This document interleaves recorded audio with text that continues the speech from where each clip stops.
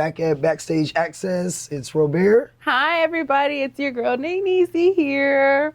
And we have a special guest with us today. I'm Kasina Boone. Woo-hoo! Did you say Nainisi? I did. Who gave you that I know. We were sitting on the couch and we was She got all talking. these impressive nicknames too. I did not know. Yeah. But the most important one is Nainisi. Let's go. Let's go. Nainisi and K Breezy. K Breezy, your husband, K Breezy, y'all better watch out. He's a silent killer. He's a Silent killer. He's a silent. The quiet ones you gotta watch. Yeah, this is true. This is true. Yeah, or the shy ones. Or the light skinned one. Like, oops. No, you only gotta watch. Listen, See, you better watch the ones that go in your cabinet at night. Light skin, we just sleep in the bed. We don't do nothing else. We don't move a muscle.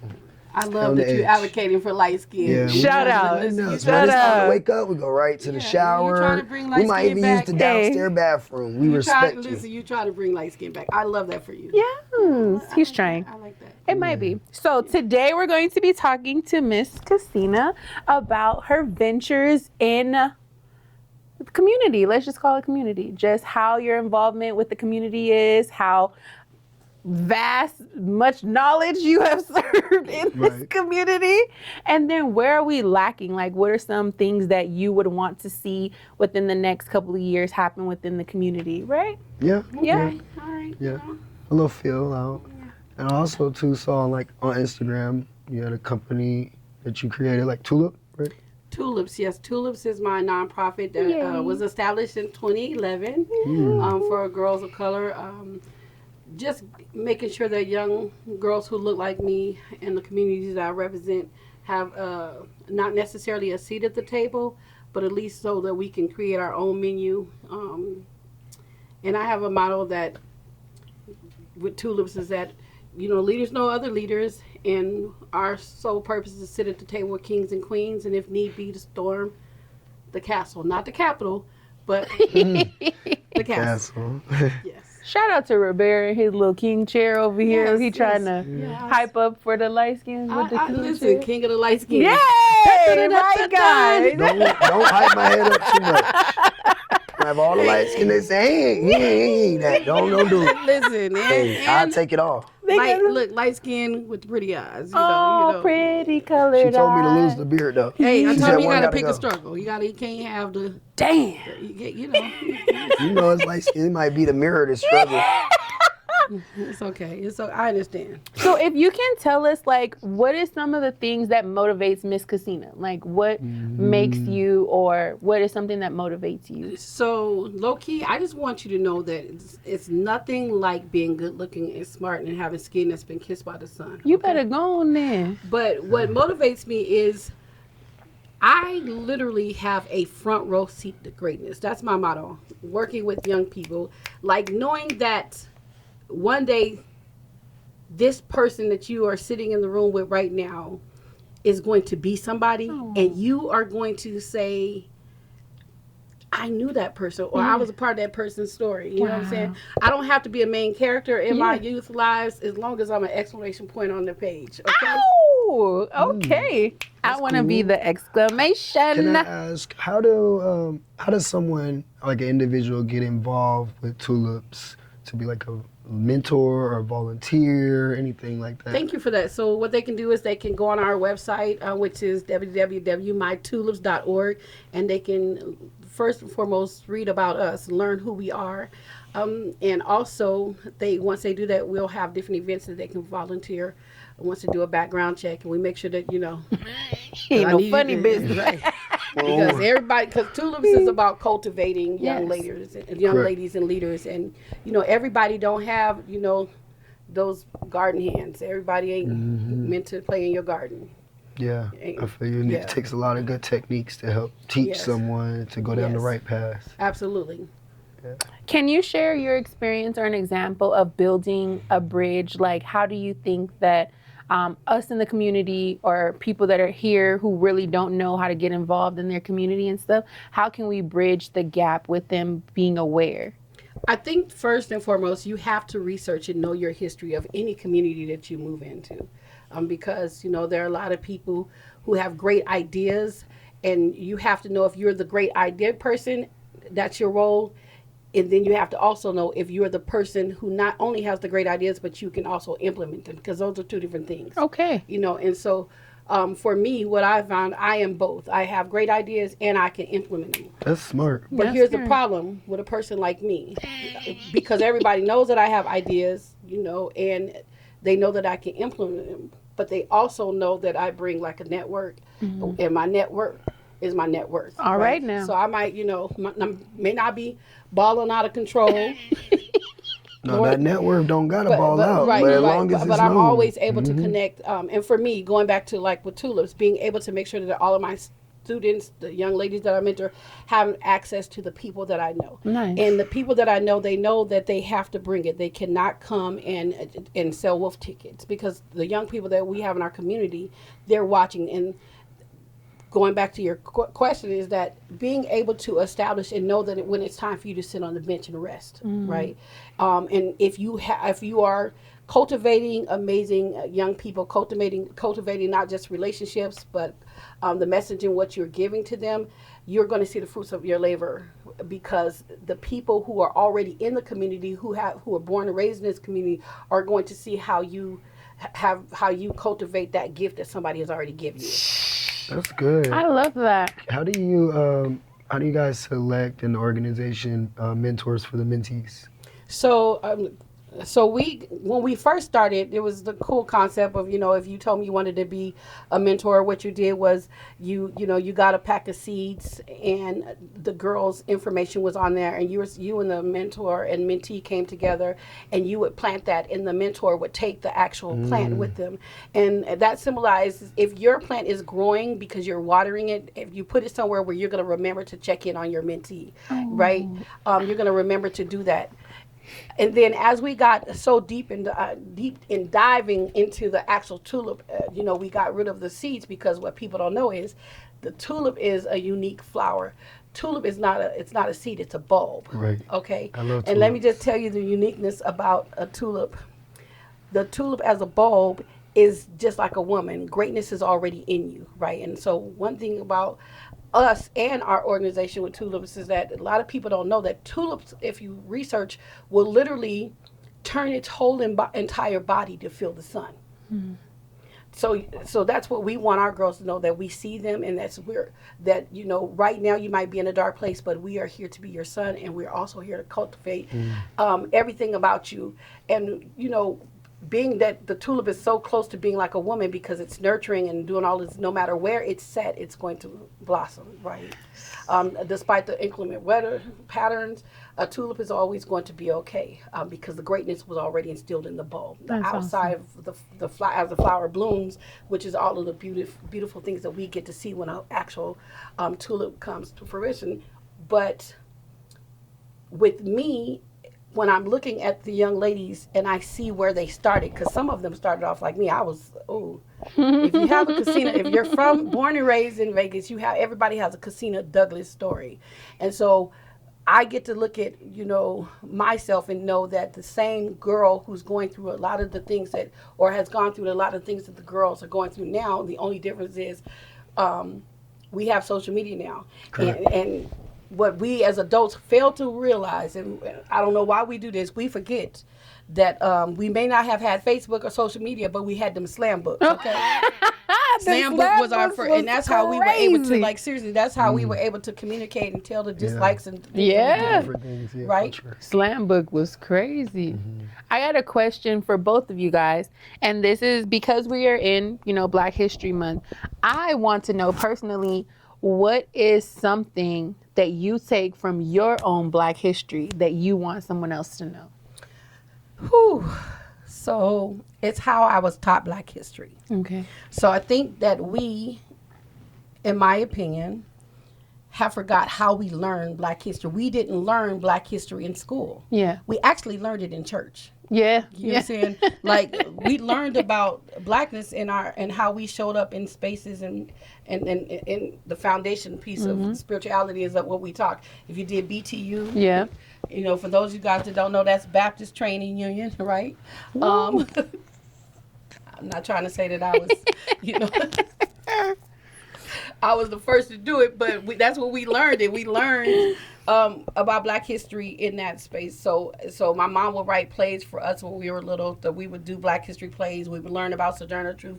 We learned about Harriet Tubman. But then they would also tell us about other people that we didn't know about. And so that's how my Black history experience has been, and that's how I moved with my own children to make sure that I taught them what Black history was. That's awesome. That's good. What about you, Robert? I would say, growing up in the South, it was pushed on me from my grandfather because he was born in Mississippi, so he established himself, I guess, around a lot of the things that were already established before civil rights. Right. So I guess it would be more personal for me, a lot of different things, culture, different slangs, different, I guess, reciprocation from teachers and not understanding, having that connection. So going out on my own, reading books and kind of just going to different locations where people have walked, where people have died, So I felt like I've just kind of had a more personal experience, seeing different places. It's interesting that you said that because geographically, I think it's different as well, because one of my students, we just on Friday, we just showed the movie Let It Shine. Do you remember Let It Shine? Yeah. And so one of my students brought this up. She said that was her first exposure to colorism in that movie. And so I'm thinking, everybody know Let It Shine was a bop, right? Right? Coco Jones was a bop, right? And so I was like, what do you mean? And she went in to tell me how she felt, and we opened the conversation up. She felt that, the person who was chosen because he was, lighter, and he met all of these, checked off all these boxes.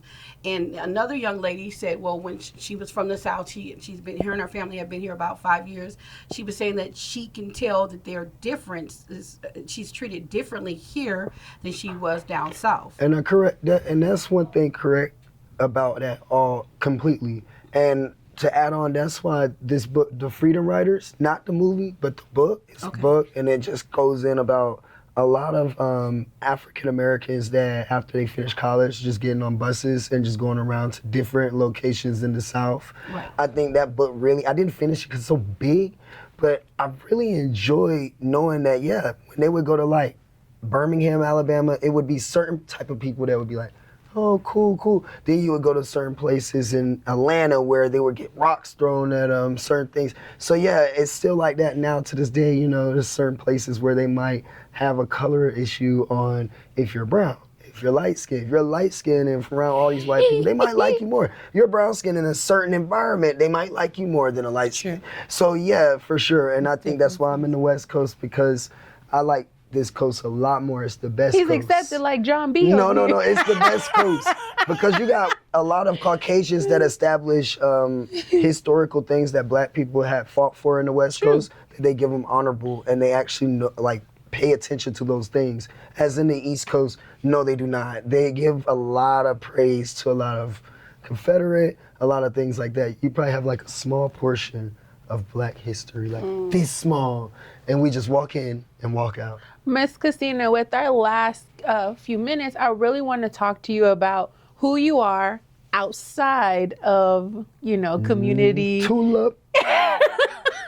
And those things, because it was a little birdie that told us when we first came in today that you used to rap and you play spades and dominoes and you get real out here. So, as a matter of fact, my husband and I were just talking about this the other day. So we actually, my husband and I have been married 20 years. Okay, so when we first got together. Love, black love. Thank you, Jesus, for my husband. Anthony Boone, shout out to the King of Booneville. Okay, so when we first got together, my family was already doing this. For my 30th birthday, I had a down and dirty 30 party, and because everybody loves spades, dominoes, I had like spade trophies and domino trophies created. And so what we would do once a month, we would put the trophy up, right? Snap. And so shout out to my cousin Trina and Amel, because they took the took the trophy home the first time, and it was on and popping because everybody wanted that trophy. And so we actually, the last time we all came together before COVID, the trophy came home. Okay, Let's go. So they were saying the other night, it's time for y'all to put the trophy back up there. And I'm like, do we have it? And my husband's like, it's in the garage. So we're gonna be having something for anybody to think they can come and get this trophy from Mr. Boone and I from Booneville's. We must protect this house. But I do love playing spades. I love any type of game. Okay. But my game is left, right, center. Okay. But I love any game, right? Just saying. And then there's a lot about me. A lot of people don't know that I like, if you know Kasina, if you've been in this community, I used to like do stand up, I used to act, I used to do all of these things. I used to rap, I used to beatbox, I can do all of that, y'all trying to get me, you trying to get me. Say what? The lyrical, just Mr. You see. Oh man, hey, that was a little good glimpse though. Yeah. You had me beat, but I don't even do that. Yeah, so that's why when you were talking earlier, you like, give me a joke. I was like, I have a lot. I do this. Listen, man. I was the person on the bus. Back to the jokes. I'm serious. I was the person on the bus that people did not want to sit. I feared her on the bus. I was that Light person. skin, where you going? Lanny light skin. Lanny. It's cold outside, but I see the ash on your knees, Rob. Listen. Oh man. Look here, tell them ankles to stand down. Look Not the ankle. Yeah, I was that person. But I love just enjoying family, friends. I have a lot of people around me. People think I have a lot of friends, but my circle is very, very, if you get invited to Booneville, that means that you are a special person, because Booneville, the gates are not open for everyone. That's right. That's wonderful. If somebody wanted to follow you on social media or connect with you or connect with Tulips, can you let them know how they can do that? Well, we have a Facebook page. You can go on our Facebook page, or you can go on our Instagram and hit us up, on Instagram. Now, here's what I want you to know. Don't be hitting me up talking about that you want me to share this with 5 people. And then share it with another 5. Don't do shout outs like that. No, listen, I'm talking share. I don't mind sharing content or sharing events, but what we're not sharing is, Forex trading. That God done told you to tell me that, because I'm locked in. Me and we twin locked in. Me and God, he not going to tell you nothing. That he ain't going to tell you. That he ain't going to tell me. All right, I know that. Stand on that. Stand on that. Okay, well, thank you guys for tuning in. We'll be right back after this. Yep.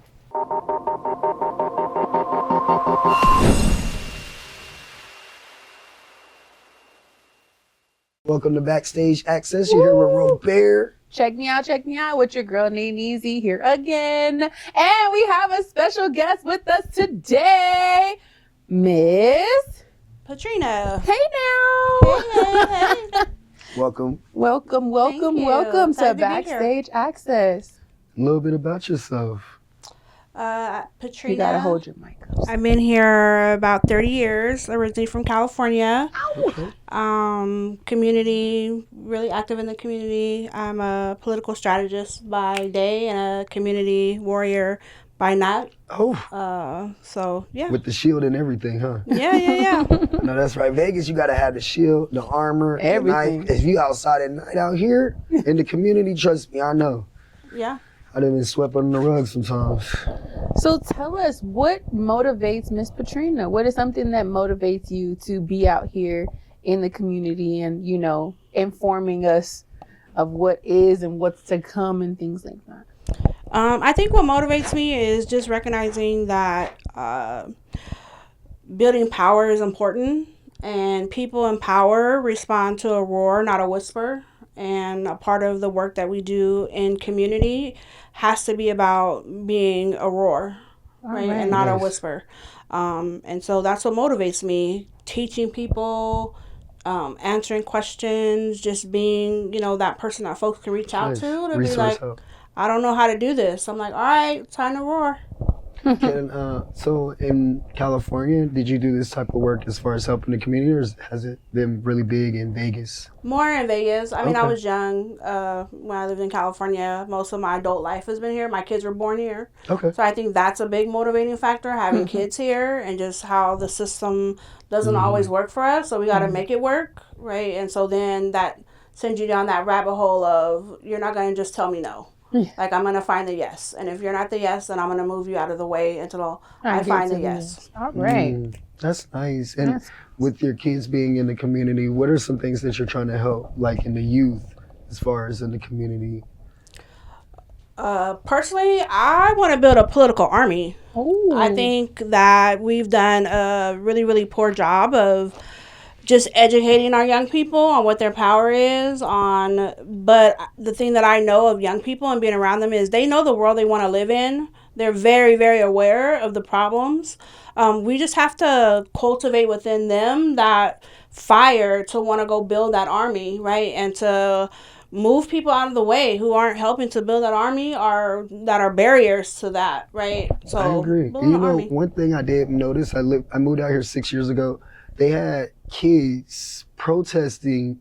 They got out of school. They were protesting about global warming, about the Lake Mead dam being dried up, and that their parents were able to live through it when it had water. So they were upset, and they were walking out protesting. I'm like, Vegas is different. It's like almost summertime, and they're running outside. They're like, we want the dam to have water. And I'm like, yo, 12, 13-year-olds really out there like focus on. So I actually agree. That's so cool that you notice that the youth knows what type of world they want to live in the future. Yeah. I think at 30, 16, 15, man, no social media though, like really. So we really didn't think on that type of global warming. Yeah, type of but stuff, I think you know? that prior to this generation, we lived in a different world. You have to figure, even for someone your age, you all have never lived in a world where we weren't afraid.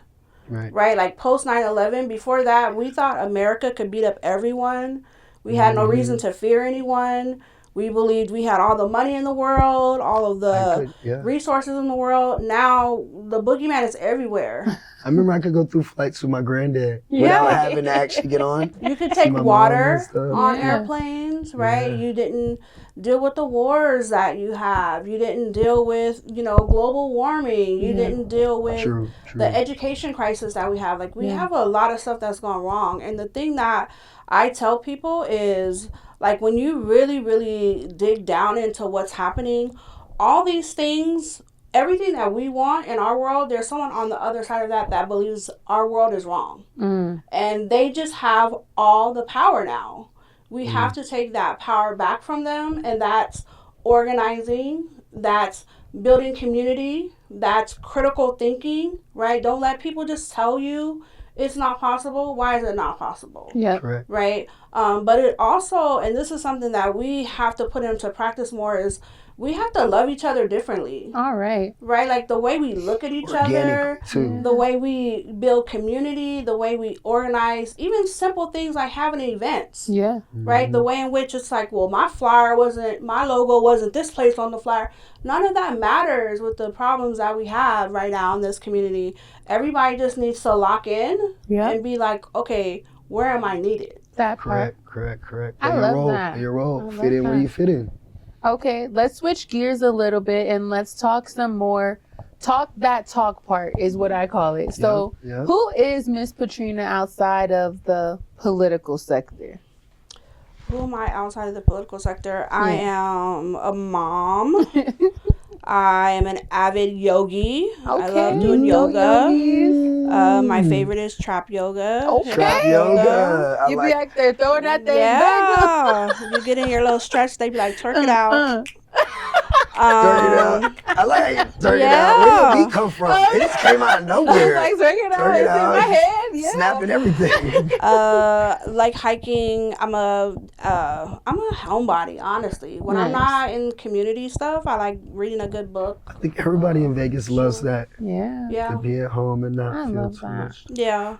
But just spending time with my kids, my family, my friends. That's it. But I work in so many different spaces, whether it's my job or my volunteer job or my work that I do with different electives or different community organizations. So I don't have a lot of me time. So when it's me time, I want it to just be me. I understand.